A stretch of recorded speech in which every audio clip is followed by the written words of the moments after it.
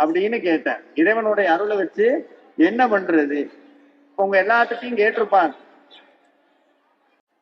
இப்ப ராமகிருஷ்ணன் இதே மாதிரி கேட்டாங்க, சாமியோடைய அருளை வச்சு என்ன பண்றது, சாமியோடைய அருளை வச்சு என்ன பண்றது. இப்ப நீங்க கிளம்பி இந்த வழிபாட்டுக்கு வரும்போது கூடி கேட்டிருப்பாங்க, சும்மா கோவில்னு போறியே, கோவிலுக்கு போய் என்ன பண்ண போற அப்படின்னு கேட்பாங்க. எல்லாம் உங்கள்கிட்ட கேட்டாங்கல்ல, கோவில்.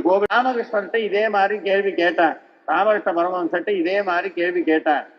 இறைவனுடைய அருள் வேணும்னு சொல்றியே, இறைவனுடைய அருளை வச்சு என்ன பண்றது? அப்ப ராமகிருஷ்ணர் சொன்னார், இறைவனுடைய அருளுங்கிறது ஒண்ணு மாதிரி. எத்தனை சத்தமா? ஒண்ணு மாதிரி.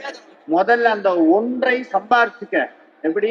முதல்ல ஒன்ன சம்பாரிச்சுக்க. அதை சம்பாரிச்சுட்டீங்கன்னா அதுக்கப்புறம் நீ சேர்க்கிற பூஜ்ஜியம் எல்லாம், வாழ்க்கையில சேர்க்கிற பூஜ்ஜியத்தை சேர்க்க மதிப்பு ஏறிக்கிட்டே போகும். ஆனா நம்மெல்லாம் என்ன பண்றோம்னா, வாழ்க்கையில பூஜ்ஜியத்தை சம்பாதிக்கிறோம். பணம், காசு, பதவி, வாழ்க்கைன்னு சம்பாதிக்கிறோம். அதை நீ எவ்வளவு சம்பாதிச்சாலும் அதுக்கு வேல்யூ இல்லை. எல்லாரும் என்ன சொல்லுவாங்க, வயசானதுக்கு அப்புறம் சாமி கும்பிட்டுக்கலாம், கடைசி நேரத்துல சாமி கும்பிட்டுக்கலாம் அப்படின்னு சொல்லுவாங்க.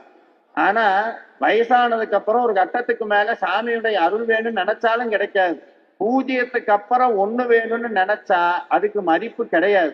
பூஜ்ஜியத்துக்கு அப்புறம் ஒண்ணு வேணும்னு நினைச்சோம்னா அதுக்கு மதிப்பு கிடையாது. ஆனா ஒன்ன சம்பாரிச்சதுக்கு அப்புறம் எவ்வளவு பூஜ்ஜியத்தை சேர்த்தாலும் அதனுடைய மதிப்பு என்ன ஆகும்? பெருகிட்டே போகும். அந்த ஒண்ணுதான் இறைவனுடைய அருளுங்கிறது.